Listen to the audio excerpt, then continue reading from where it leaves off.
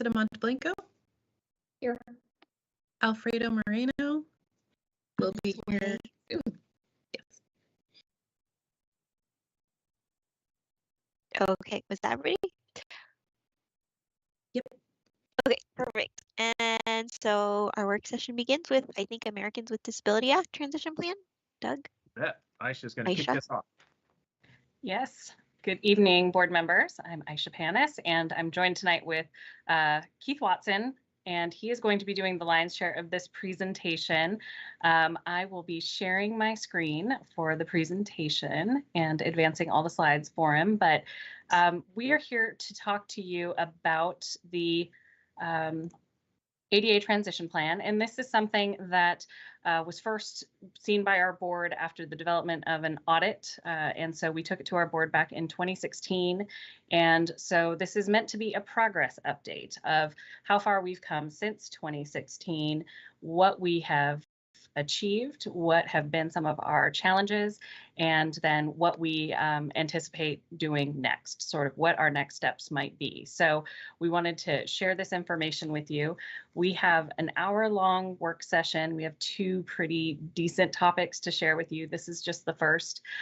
We are going to move through the slides. If you have questions, please feel free to ask them, but if not, it's totally fine to save those till the end. We'll get through the slides, and we hope to spend about 20 minutes of our hour on the ADA transition plan, which leaves us a really great amount of time to go through the park development life cycle, which will be our next presentation. So with this, I will turn things over to Keith Watson, who will kick us off. And Keith, just let me know when to hit the slide advances. Will do. Thanks, Aisha. So good afternoon, evening. I'm Keith Watson, Support Services Manager at the Park District, and I also serve as the district's ADA coordinator. As Aisha mentioned, tonight's presentation is kind of a 5-year progress report on the plan. We're going to look ahead at what's coming and review some of the challenges and opportunities we face into the future. So a quick overview here. The plan was approved by the Board of Directors in late 2016 in compliance with the American with Disabilities Act. The plan addresses Title II of the ADA, which covers state and local government services. And the primary goal of public agencies with regard to ADA is to provide equal access to programs, services, and activities. In developing the plan, audits were performed at 127 of our parks, facilities, and trails, and over 8,000 unique barriers were identified. On the next slide, you'll see that the focus areas of the plan include physical barrier removal as well as programming. The main focus of the transition plan is centered around physical barrier removal in our parks and our facilities.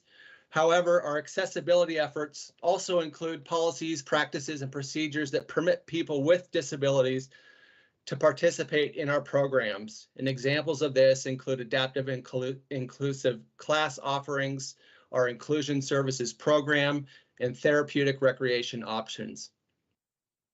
As we move to the next slide, you'll see that by working with our consultant, THPRD categorized access barriers and developed criteria for prioritizing improvements.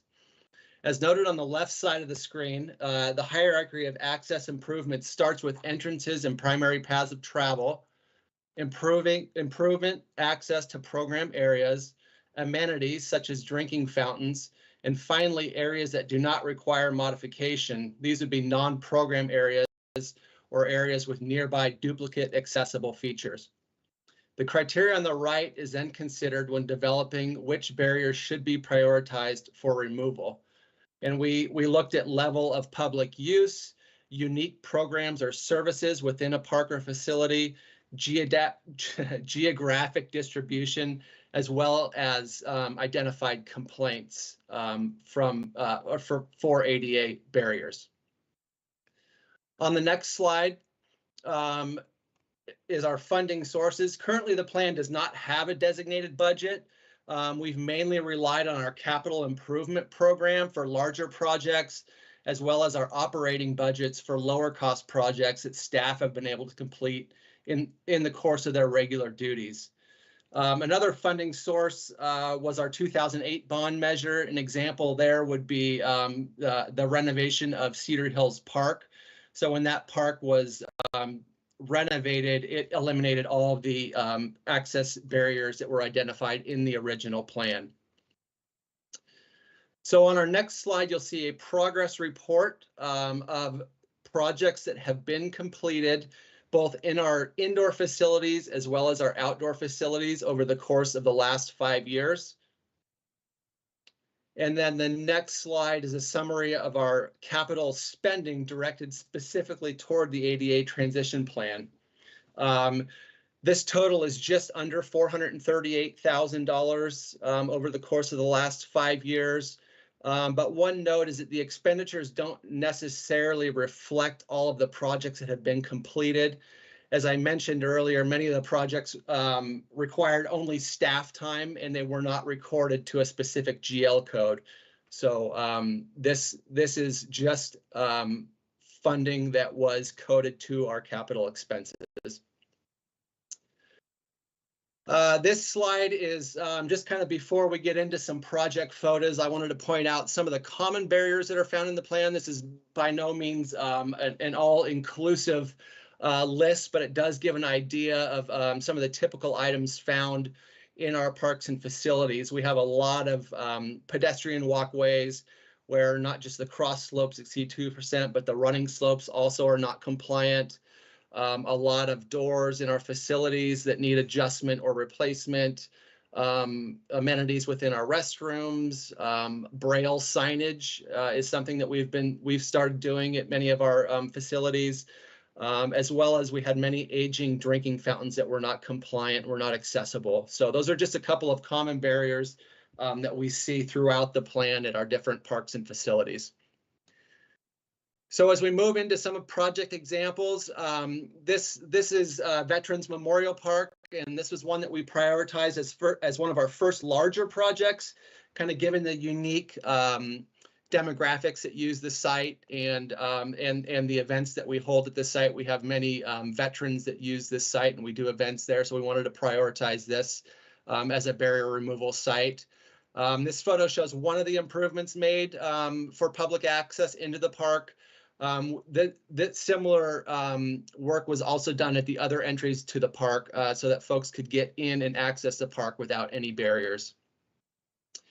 The next slide is also at Veterans Memorial Park. This is on the opposite end, and you'll note here that we did a little bit of work around the drinking fountain. The fountain was updated, but you'll notice in the right-hand photo that clearance that you need it for mobility devices if folks are in wheelchairs to be able to maneuver around those areas. And then on the photo on the left, you can see that some pathway and sidewalk improvements were made, again, for improved access and barrier removal. Here's a good example of what I was talking about with cross slopes. I believe this is Rock Creek Landing Park, but you'll notice not only the condition of the asphalt on the left-hand side, but also that cross slope. You can notice that kind of that right side of that pathway started to slope off or sink a little bit. So when we made these improvements, you can note on the right-hand side that cross slope has been eliminated and that area and that access barrier has been removed. And this is common at many of our park sites with aging asphalt. We see a lot of barriers identified in the plan on slope and condition of asphalt. Picnic area access. I'm sure many of you have been out to some of our park sites and you'll see picnic tables that just kind of are sitting out in the middle of a grass area that do not have an appropriate access way to them. You'll note on the left-hand side that is you can't see it, but it comes off of the sidewalk, and then we've created that access path in addition to the ADA accessible picnic table. And then on the right-hand side, you'll note that our ADA accessible tables within our many of our picnic shelters as well. These are some of the adjustments I talked about that staff have been able to do, mostly in-house. A lot of our mirrors were off by a couple of inches, so we did a lot of moving of mirrors, of coat hooks, of different types of things that have requirements of certain heights. So you'll notice on the mirror adjustment slide that mirror had to be moved down slightly to be ADA compliant. We replaced all of our paper towel dispensers around the district to the ADA compliant version. You see here the dispensers these days cannot stick out more than 4 inches from the wall. We had many of the old ones that stuck out about 12 inches. So all of those have been replaced. And then we did a lot of fire life safety work. You'll notice the beacon on the right-hand side. There's a compliance issue with how close those beacons can be to the ceiling. And so we had to go through many of our facilities, aquatic and recreation facilities, and move those down so that they were ADA compliant as well. Water fountains are a big one. We have gone around, and if we haven't replaced them, we've purchased many of them, and they are in our warehouse waiting to go in at different facilities. But we've gone to the 2-tiered ADA compliant water fountains. If those do not fit, you'll notice in some of our facilities or on pool decks that we have added the barriers that I'm drawing a blank on what you call them right now, but they basically they protect the fountain and from anybody from running directly into the fountain. And then also I mentioned the Braille signage. It's required on all exit signs now, so we've gone through and started to do that. But anywhere that we're replacing signage, we're also including Braille as well. So as you all are familiar, the great work that just finished up at Conestoga Rec and Aquatics. So a lot of the work there was due to things beyond ADA compliance, but we also did include several ADA projects within that larger project. One of them being the cross slopes on the pool deck were corrected. You'll see in the foreground, or kind of to the left foreground, the ADA lift for the large lap pool. We also replaced the ADA lift at the leisure pool. I'm not sure it's in the photo, but we did replace that one. And then in addition, we were also within this project able to add ADA accessible individual changing rooms, which provide the accessible options that did not previously exist at Conestoga. So by adding those, it allows us to cross off some of the barriers that were identified in the plan within the existing restrooms. So that was a great addition to the Conestoga project, but also was allowed us to eliminate some of the ADA barriers found in the existing restrooms. And then a project that's just kicking off. I believe the first meeting was this morning, was at Harmon Swim Center. And this map here, you'll note kind of all those different call outs. This is a map that's found within our ADA transition plan. And all of those call outs are identified barriers. So the project at Harmon Swim Center, once complete, I believe it's supposed to be done by mid-June, will eliminate all of the access barriers from the parking lot at Harmon Swim Center to the front doors, from the public transit option, which is the Shoals Ferry Road, the top right, as well as the driveway options. There's kind of a little loop driveway, and then there's a driveway drop-off area in front. So upon completion of this project, we will have eliminated all of the barriers to get from the parking and driveways into the front door of the facility. This is a pretty significant project with a $375,000 budget. So looking ahead to the next couple of years, we've identified projects, some future projects based on our prioritization plan, as well as the district's core value of commitment to community vision and the vision and goals of being welcoming and inclusive, providing play for everyone, and maintaining accessible and safe places. You'll notice on the right-hand side of the screen that we've also performed some feasibility studies on some larger access projects within our facilities. These larger ticket projects, these are larger ticket projects that include significant renovations at our aging facilities. The top one is a similar project to what we're just starting at Harmon, but at the Elsie Stewart Center. So that project will eliminate barriers from the parking lots of LC Stewart Center into the facility. And then the other 4 projects are restroom and changing room projects at Cedar Hills, Beaverton Swim Center, and Sunset Swim Center.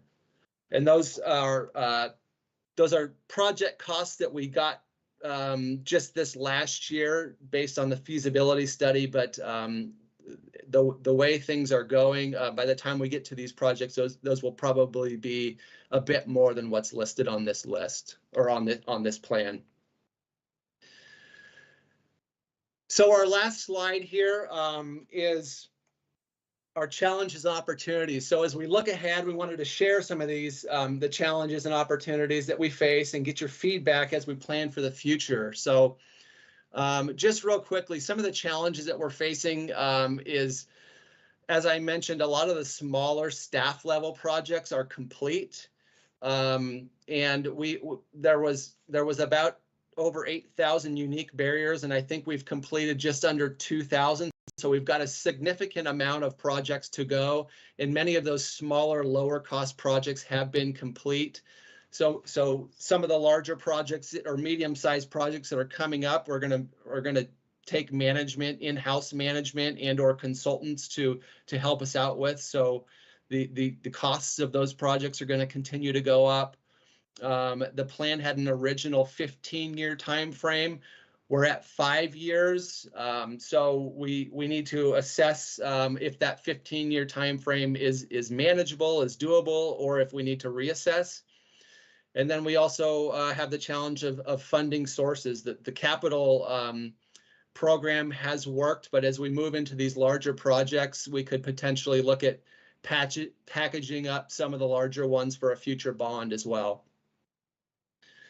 And then some of the opportunities we have, I think at a 5-year point, we have a good opportunity to reassess if we have different priorities within our access or our ADA plan. It's probably a good time to reassess and look at what our priorities are or what they'll continue to be. We will always continue to work to program around deficiencies and barriers. We have a wonderful inclusion services department in place, and they are always looking at opportunities to offer new things to our users and program around deficiencies and barriers that we might find within our parks and our facilities. We will look to incorporate universal design as we build new parks and renovate old parks. And universal design goes above and beyond just ADA requirements with a focus on accessibility for our aging population, our younger population, as well as those with limited mobility. And then we can look to focus more on meaningful access, and this would be resources that go towards ensuring everyone has effective and timely access to adequate information, and they understand the services and benefits that are available to them. And then lastly, we want to do continue to celebrate our successes and let folks know that this ADA plan is a priority for us and that we are continuing to work on removing barriers and just getting news out there that we have been successful, and we'll continue to work on prioritizing this plan. So that was a lot of me talking. I would love to hear if there's any questions or any feedback from the group.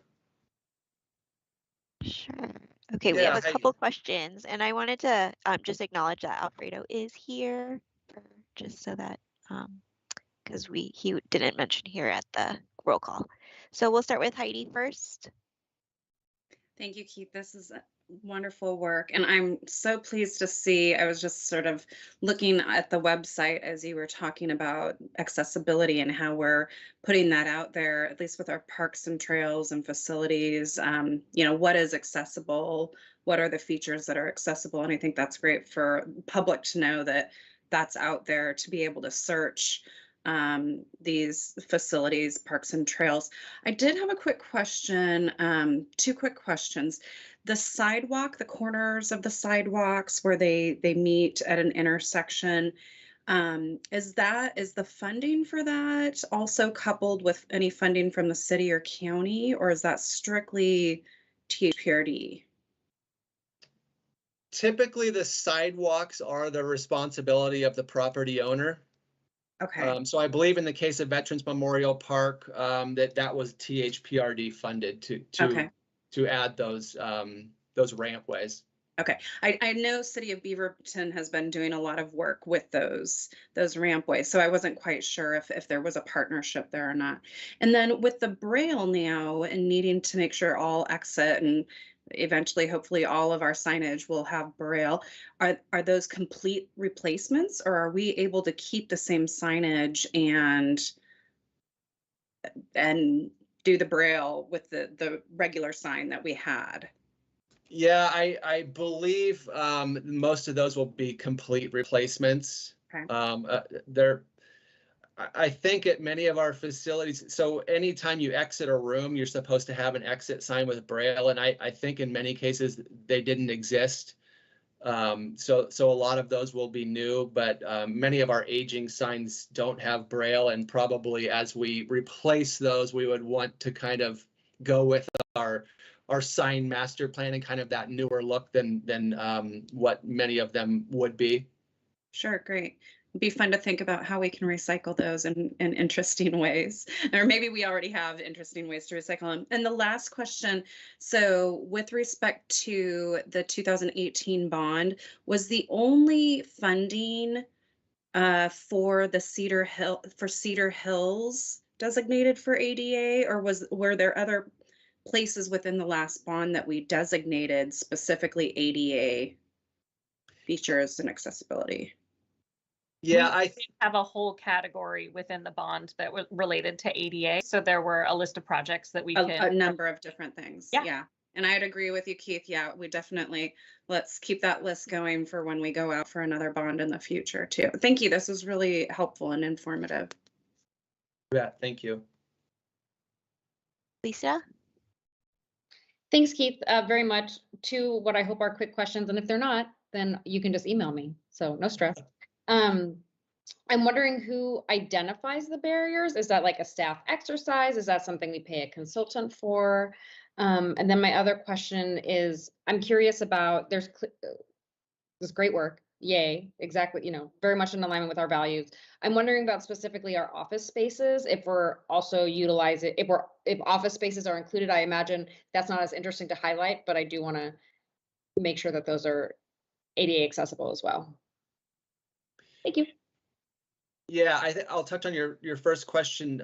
So we did work with a consultant, I think it was MIG, who helped the district identify all of the barriers in the existing plan.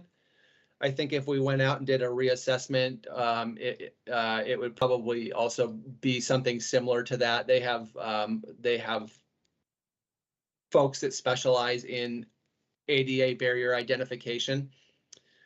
And then to speak to the office space, Aisha, I think this plan was more of a public access as opposed to kind of a staff access. But Aisha, do you have any comments on that? No, we can dig back through the plan and see if there was anything identified there, but yes, the priority was on the patron side accessing. We have had staff that have worked with us that have had ADA accommodation requests, and we do make those when those are needed. Thank you. Any more questions? Barbie? Yeah, thank you. Great work, Keith. Thank you so much for bringing us up to speed, especially for new kids like myself. This was really helpful to see and get a look back. Apologies if this is like right at the top and I missed it, but as we're right in the process of the budget cycle looking ahead, I'm just curious if any of these, especially as we've flagged funding sources, have been prioritized and are represented looking ahead to our next fiscal budget. Yeah, Aisha, do you want to talk about capital real quick?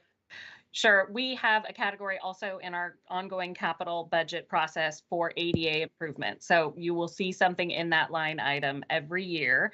But in addition to that, we also do an evaluation process as we put projects on our list, both the current year and our upcoming 5-year capital program, where we're looking at, are there barriers? And there almost always are. When you have a document as large as we have with this ADA transition plan, we almost always can identify some level of barrier within a project, and we look to ensure that we can correct that barrier while we're touching the project. If we're already in a certain facility, if we're in the vicinity of a barrier, we want to correct that. So that's why the dollars allocated to the work that we have done for ADA isn't a true measure, because it's a portion of a larger project, similar to Conestoga. We handled the barriers within the project, but we didn't have those dollars specifically pulled out that we could say that was an ADA project specifically in a given year. So we are making good progress on the deficiencies outside of just the dollar amounts that were represented in the slides today. Awesome. Thank you so much. Sure. Great. And then I did have a couple questions. Was there anything in the vision, and maybe you guys don't have that information out, that specifically touched on ADA, or that people were saying was not accessible or welcoming or not compliant with ADA stuff? Like, was there a section in there? I would say, I hope Holly's really proud of me that I just had this right here at my fingertips, right here on the table. And so one of the goal areas in the Vision Action Plan is accessible and safe. And it does say, provide accessibility to all parks, facilities, and spaces. So it includes the things that we have in our plan now that we know we need to do. It also talks about greater accessible and gender neutral changing spaces, which is something you saw in Conestoga as well. So we're definitely already paying very keen attention to what is in the Vision Action Plan with regard to accessibility. Great. And then this may be kind of a question more towards like park development or when we go through that, but combining them is like, are there things that we're taking into account to make sure that we're providing something for those who are physically not able to, use a normal park, or those that are blind or deaf or those kinds of things, so that we're offering things to everyone that's included in our community at all? Like, from the vision, do we have a checklist of things that people were looking for that they would enjoy at the park, that we have like a running list that when we create each park, I know we can't, encompass everything at once, but we can have certain features at certain parks and stuff like that? Is that something or should we bring it up at the park plan? I don't know. I think it'll come up at the park plan, Okay. The park development life cycle, and Gary can absolutely speak to that. But just Okay. as a relatively recent example, the Mountain View Champions Park was one that we looked at from an accessibility standpoint, where you will not find a single stair within that entire park, but also in terms of what sort of sensory level you might be in. And so there are activities within the park, within the play equipment, that are intended for folks that maybe, on a different sort of space and can enjoy a space differently than a typical child. But we also think about providing spaces in parks where people can step away for a moment. So if there's, a little bit of an overload of stimuli, there's an opportunity to go into the trees to settle. And so we do take those into account, and it is part of our plan. And then with the Vision Action Plan, we have a little bit more information and talking about multi-generational, multi-ability, making sure that our places are a place where everyone can play and enjoy. But we will be getting into that in our next presentation a little bit more. Perfect. Okay. I think, unless Alfredo, did you have any questions? I know you hopped on. Okay, we're good. So I think we'll just hop on over there. Great. All right. Thank you, Keith. Thank you so much. Thank Bye-bye. you. We now have Gary Keck, who's going to join us. And I think, Gary, you have the presentation and you can pull that up. So I'll just kick us off. We are here tonight to talk with you about the park development life cycle. And Gary and I were reflecting this morning on how nice it is to be able to talk about this part of the work that we do.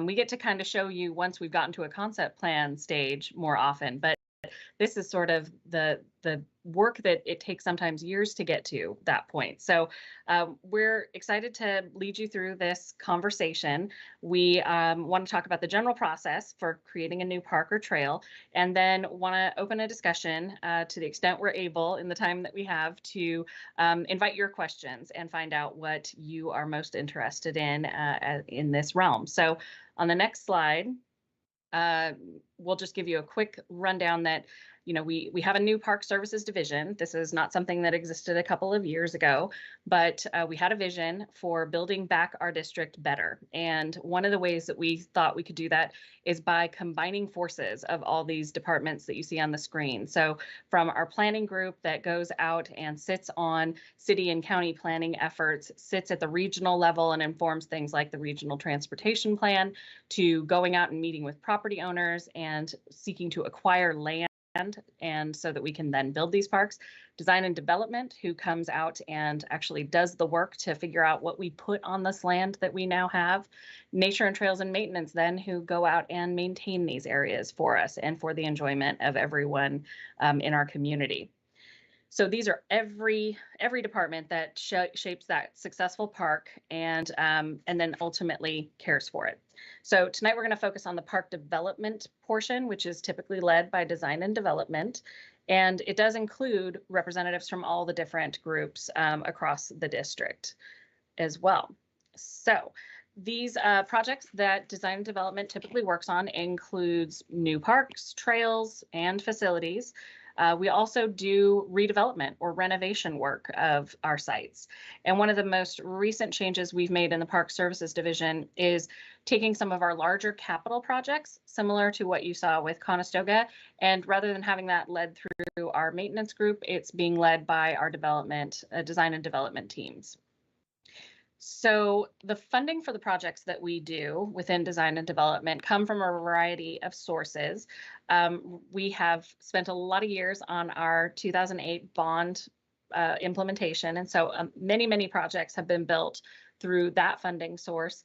And as those funds dwindle, as we complete the projects we set out to do, we are now moving a lot more into system development charge funded projects. And then, of course, like with Conestoga, we have some general fund that goes towards the projects that we build. So just a note about the SDCs, there's typically two different ways that projects are built, that method.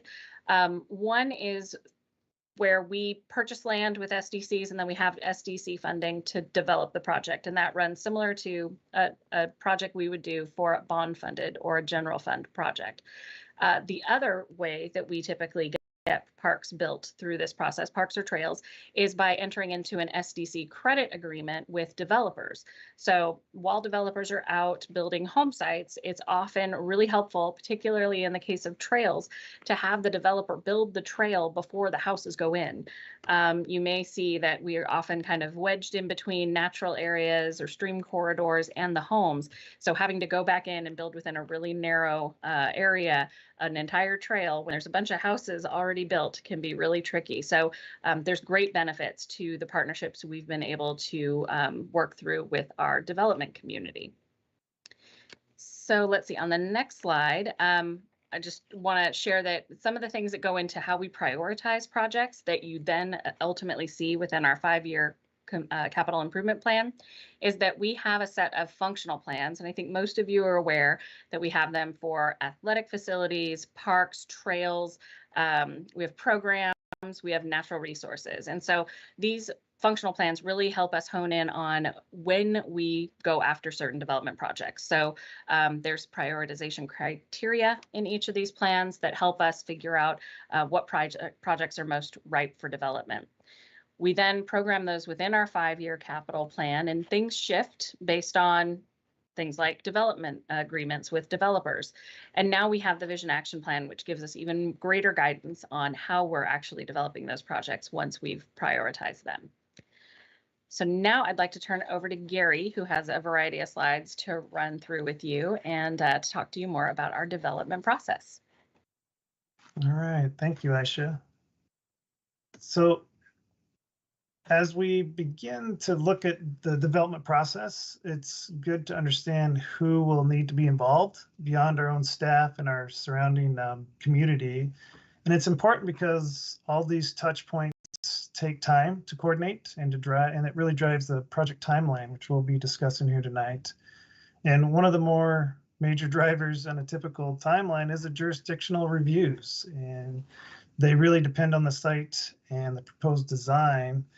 But here's a good list of the agencies that we typically work with. Our district is split between the city of Beaverton and Washington County as the lead jurisdictions.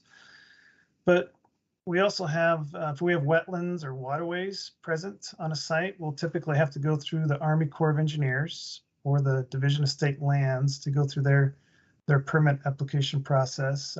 That process alone there it's a 9-month process, so that one's pretty time consuming. And the permits that we need to build a park typically include that lead jurisdictions, their land use. We'll need to get a site development permit from that jurisdiction. Clean water services, we need to get a couple of things. We need to get a service provider letter as well as a development permit from them. And then there's their various building permits, like a structural permit for a pavilion or plumbing permits for any drainage on site. And then beyond that, in addition, we also have to coordinate with all the utility companies that you see there. And they all have their own reviews and their own requirements that we need to work through. So as you can see, these projects are very complicated and they can take a lot of diligence. They do take a lot of diligence to move through the entire process to meet each jurisdiction's requirements. And we're real fortunate to have a great team that are skilled and dedicated to moving these through as quickly and smoothly as possible. Now, with that said, we still run into permitting challenges, and a lot of times that arises during the land use review process. An example is with the city of Beaverton, their land use code requires parks to get a conditional use permit. And what that typically means is we have to go through a type 3 land use process, which takes it all the way through the Planning Commission for approval. So you can imagine that process takes a lot of documentation, a lot of effort, and a lot of costs associated to that. And even with an existing park, if the existing park's a few decades old and didn't have a conditional use because the codes didn't require it back then, if we want to add something to that park, we've got to go through a type 3 process. And a good example there is the Ridgewood Park dog run. We're looking to add 4-foot chain link fence for about a 10,000 square foot area. And that park doesn't have the conditional use that allows the fencing. So we're having to go through all the way through a type 3 in that instance to get the dog run in, so that the permitting and the design is going to cost more than the fence itself particularly. So what we're going to do is in the future, staff's going to come back to the board and discuss some of these challenges in more detail. But to keep moving through the design, this slide includes the various steps and milestones we have for a typical park. And the timeline is approximate. It really depends on the project site and the amenities that determine the amount of community engagement or the amount of design or permits that are required. But as you can see, a typical park project can take up to 4 years to complete. And now that's from the start of when we initiate the request for proposal all the way through project closeout. And what I'll say is typically the first 2 items, this project scope and the RFP, the request for proposal, along with the project closeout on the very far end of the project, those are done behind the scenes. You know, most of the schedules we show the public start right there where we have the neighborhood engagement and through construction. So it's just good to note that staff are working on these projects well before and after we touch the public and open the park. Each project staff begins by meeting with the management team, and we review the proposed project scope, including the timeline and funding. We bring a community engagement plan to this meeting to discuss that. And then we also sit down and discuss how the site could meet the vision action plan that Aisha has spoken about, and any other unique opportunities that the site might hold that we want to take advantage of. And here in the green is the green box there. That's where the land use falls into place. It's in the design and development. And then we follow that with our construction documents, which we use to get the permits and bidding. And then ultimately we get into construction. And typically our construction is occurring during the summer and fall. Those are the dry months. And what this does is this really reduces the project costs by removing wet weather construction practices. If you're working prior to May, you've got a lot more requirements by jurisdictional, like clean water services for erosion control, a lot of monitoring and upkeep. If we're working in the winter, we've got to build things stronger and bigger. You know, we've got thicker gravel bases for paths, just because you need that just to work in the mud. So we try to avoid it. If you think about most of our park projects, they're really heavy in earthwork and landscape and irrigation, and those items just aren't real suitable for wet season work. So that's why we really target for the dry summer. And you'll see sometimes in our schedules, we'll come to the public or to you, the board, and show you there'll be a seasonal delay. And that might be an instance where we've got our permits in hand in January, but we don't want to start the project in January because of the conditions of the site. So we'll put in that delay, that seasonal delay, and start the project in May or June. And we're real transparent about that. We've showed that on our schedules from as soon as we know it. So it doesn't take anyone by surprise. Now, as I mentioned earlier, some of the early work we do is the request for proposals, and creating a clear and complete request for proposal is important. It's the start of all our projects. It's where we set our expectations and we provide all our assumptions for the project, including the schedule and the scope and the budget. And this process takes anywhere from 2 to 4 months that we're working on this before we bring it to the board, potentially for an approval of a contract. And the majority of our RFPs are publicly advertised in the Daily Journal of Commerce, so everybody can see it. But in addition, the design and development staff, they directly reach out to known minority, women emerging business, MWSBs firms, or firms that we know are self-defined MWSBs based on our procurement policy. And we've been building some great relationships with these firms and gathering a lot of information on ways that we could improve our solicitations towards these types of firms. And, you know, one adjustment we've made in the past year, I'll let you know about, is our scoring matrix for design consultants. We've added more points to the corporate responsibilities category, and specifically for points for being an MWSB or a self-defined firm. We've also added points for any of the teams that where the prime consultant teams up with some sub-consultants. If they have sub-consultants that are MWESB or self-defined, they get additional points as well. And this has been real successful in promoting these businesses. And, you know, in the past, 8 to 9 months, we've had 4 requests for proposals for design services go out, and we've awarded 2 of them to prime consultants that were MWSBs, and 3 of the 4 included teammates, sub-consultants that were MWSBs. So it's been real successful, and I think we've been doing a great job of that. But I think it should be known that it's important to understand that the RFP process is really time consuming for our consultants, and we know that, so we try to make it as easy as we can, but they'll spend anywhere from $6,000 to $7,000 putting together a proposal once they try to get the proposal, the scope, and their budget put together. So a lot of these firms are really selective on the projects that they go after, and we understand that.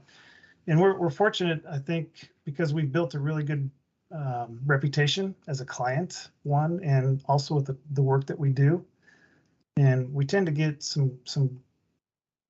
we get a lot of firms looking at our RFPs, which is nice to see that we're getting that competition still too. And then, once we get the RFP scored and selected, and we have a recommendation, that's where we bring it to the board for your review and approval. And that's for contracts that are over 150,000. And then the last step to this project start is awarding the contract, and that paperwork takes 2 to 3 weeks. It just depends on everybody getting the signatures and paperwork in order. So community engagement, when we begin the community engagement, we assess each project to determine the most appropriate level of public engagement. For example, projects like repairs or adding restrooms to parks are mostly bound by site conditions. Maybe the scope is really minor or small. So we really focus on keeping those projects as just keeping the public informed. And these types of projects are typically between our level 1 to level 4 in our community outreach procedures. And then on the other hand, we have the Downtown Parks Framework Plan project that we're working on now. It's one of the more influential projects, and it offers opportunities for a lot more input. It will impact countless community members. And this project is considered a level 5 or beyond for us. So we offer more in-depth engagement opportunities that are brought to the public, and our outreach is broader. We've been doing stuff like tabling and surveying at as many relative community events as possible to try to reach out to the group, the community. And through our expanded outreach techniques, as we engage community members, we're really aiming to inspire their participation as well as compensate them for their time. And another good example is the Downtown Parks project that we're working on, where we've partnered with a community-based organization to hold focus groups with marginalized communities, and we're compensating them for their time through contracts to help get that participation to occur. And another example is the La Raíz Park. We partnered last year with local organizations as well as internal partners to bring fun events to the neighbors in the community and gave free giveaways. We had meal vouchers for local restaurants at that one.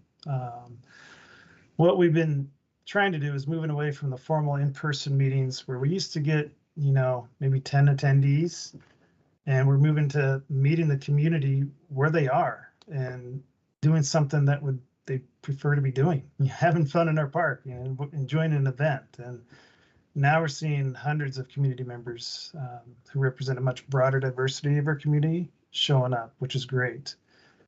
And we always consider the most appropriate languages and multilingual outlets in our outreach materials and activities, and our translation and interpretation are typically in Spanish and English. And we'll add additional languages that reflect the local community as needed.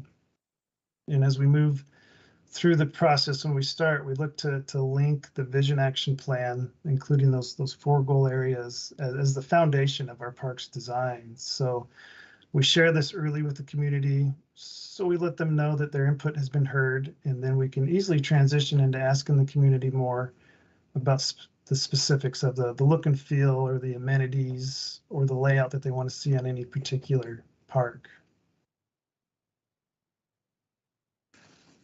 So design considerations, designing parks and trails is fun. It's a lot of fun. I love doing it. Our whole team loves doing it. And when we start with the neighborhood engagement, we move into the concepting, and then we jump into the design development, our construction documents, and all this process gets us to the beginning to bring the park to life.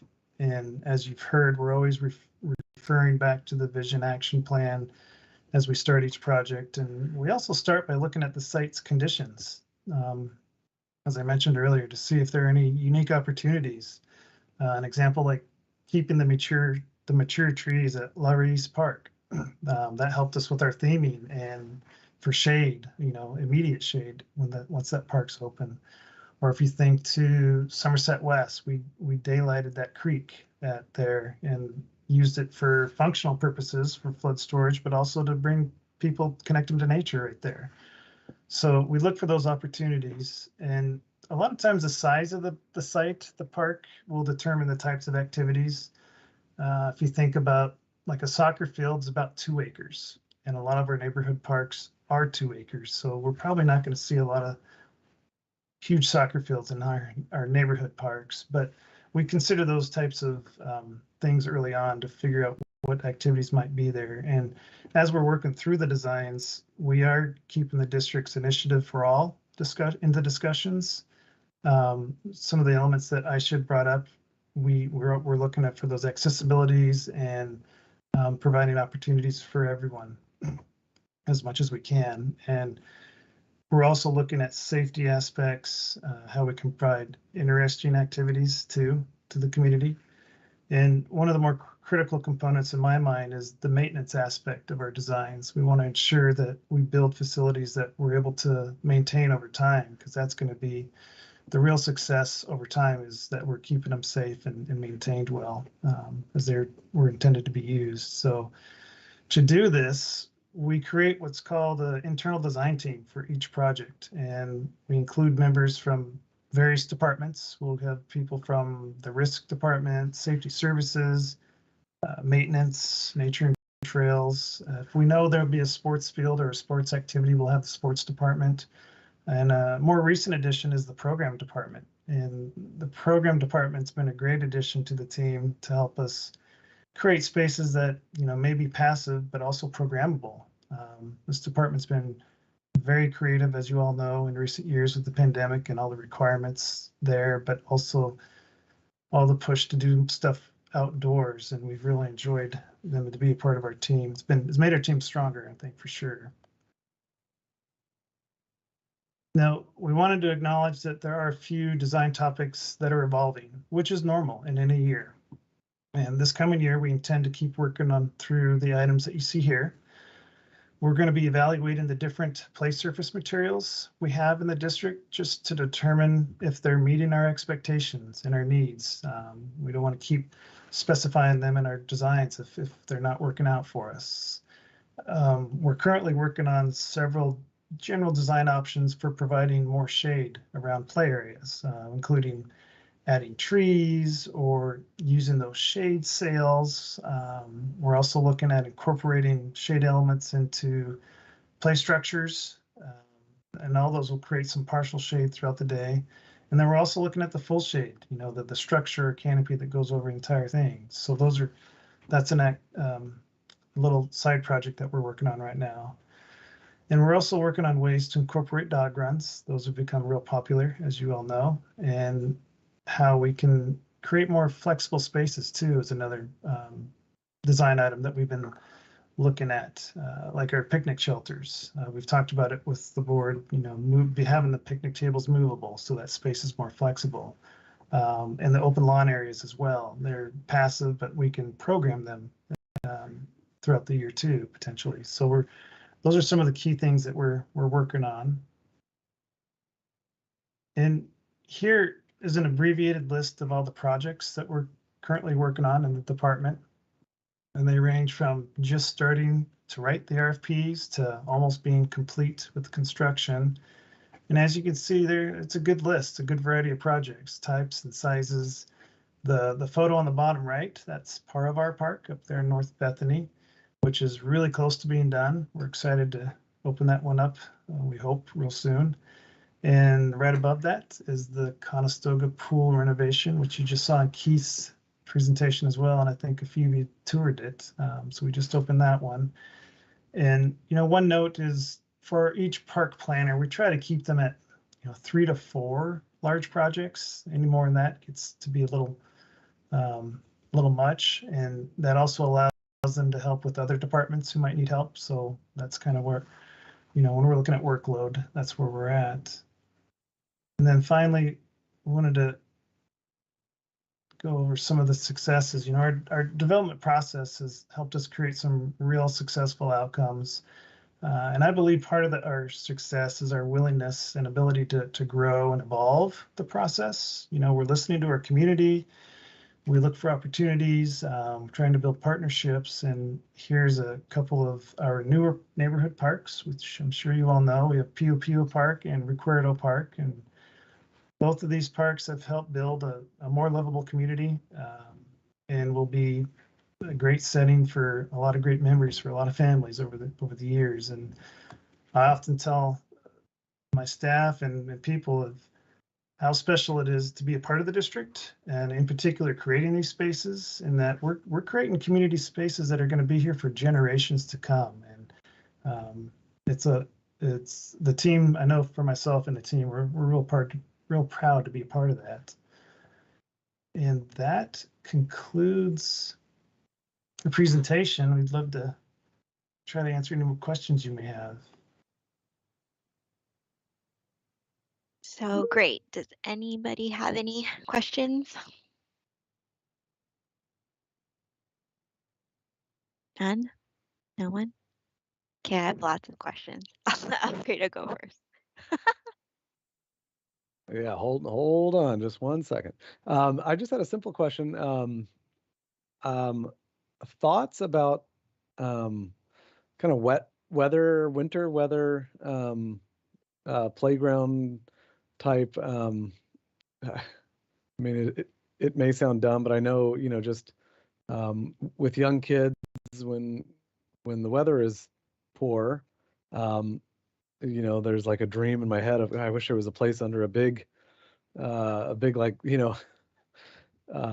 huge metal roof or something. Obviously not cheap, and I think of HMT as maybe the only one that has kind of some element of that. But I was just wondering if has there been thoughts of any one or any experiments of this? It's probably a question every Northwestern city has maybe thought about, but I was just curious about that. I call it a 4-season park. There you go. Yeah. Yeah, So- it's a great question, and it is something we've looked at. And you're right. I think HMT is the one where we have the cover over that.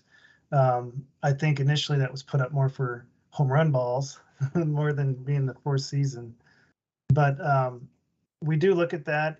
I'll say in the past, the costs have been pretty expensive. Obviously, you're building a whole structure, but we are, like I mentioned, we're looking at the shade opportunities, and so we're talking to some of the vendors about that for overplay areas in particular. One thing we've learned, can you picture those, what I call shade sails? They're like the triangles that kind of go over playgrounds. You see them down in the Southwest a lot, right, for shade. We've looked at that option, and it's definitely an option. But one thing we found out was the manufacturers recommend it in the Northwest to come down in the winter. I think because of wind and mildew and all that. So, we're early in the stages, Alfredo, I'll say, and we're looking into that. But ultimately, it's going to take funding to do that for sure, obviously. Yeah, I imagine if there was an easy solution, we would have already seen it, but I figured I would ask. Yeah. Yeah. There are other ways. We've been putting in synthetic turf fields for many years to help with that on the play surface side. So it's not like we haven't done anything, but I understand the covered area for sure. Yeah, it's something we're still evolving that process. Sure. And then just wanted to point your attention. I just gave you a slight a language edit in the chat there. So on that last slide, but it was an awesome quote though. Okay, thank you. I've recorded it. We've got that. Thank you very much. All right, any other questions before I start? Gary, I wanted to double check for when a developer develops those parks using like SDC funds, so it's not really in our, I think hands, they do a lot of the engagement and actual planning of the parks, is that correct? Or do we do all of that and then tell them what they need to install? They'll say we've done it both ways. Okay. It depends on the relationship we have with the developer. We go up front, we tell them this is what we require for engagement. Mhm. And then typically they have been the ones leading it. But there are cases where we felt we might do a better job, so we'll take the lead on that. It depends on the community and the type of project for sure. But yes, even design. So the designers are hired by the developer. So we are collaborating with them instead of directing them. But Okay. at the end, we have a lot of checks and balances throughout the process that they meet our standards Okay. for, the equipment we use and whatnot. So they don't get free reign to go design what they want. So there's like a list of like requirements that they need, like accessible for all or like activities for all and all that kind of stuff that they have to take into account, not just cookie cutter a playground. Okay. Correct. Perfect. Yeah. Great. And then What were my others? So Alfredo talked about a little bit about that four-season park too, and I was just wanting to, I don't know if it ever comes up, or I know infrastructure is like a big thing that could potentially come up with all of this kind of stuff, but I was just more thinking of if we could like start to think about it and really like plan for it in case we have to do these quick turnarounds, because I foresee it as not just something that covers um, a specific park, but that is like a good like cover place for people to gather, right? Like, so if we need a food bank, anything, if we need the community to meet for something, or, you know, if we want to do, right, like, I forget, I don't know why I'm blanking, like the fit park, free fit Mhm. fun thing stuff that can be done in the winter still. It's like a open field, like kids can use it to still ride their bikes and do all those kinds of things under cover during, you know, like a lot of times parents right now have to use like the school stuff and we're kind of limited to non-school hours, but we take our kids there and they'll like play under the, because all of this, a lot of schools have color covered areas and stuff, and they're just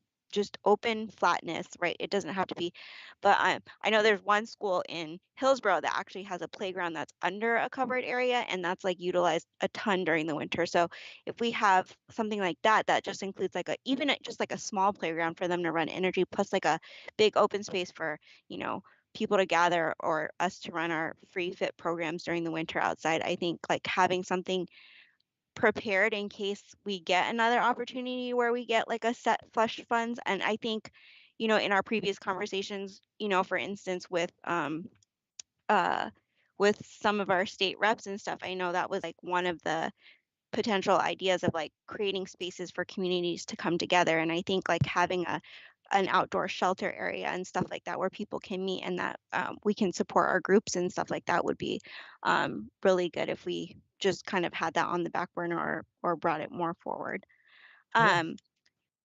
So I did want to, you know, the with our ADA discussions and everything like that, I was wondering is how we incorporate that into our planning. Like, is in the vision, I'm sure people ask for all sorts of different things, and like we have a whole list of, you know, like rope swings, or, you know, all that kind of stuff.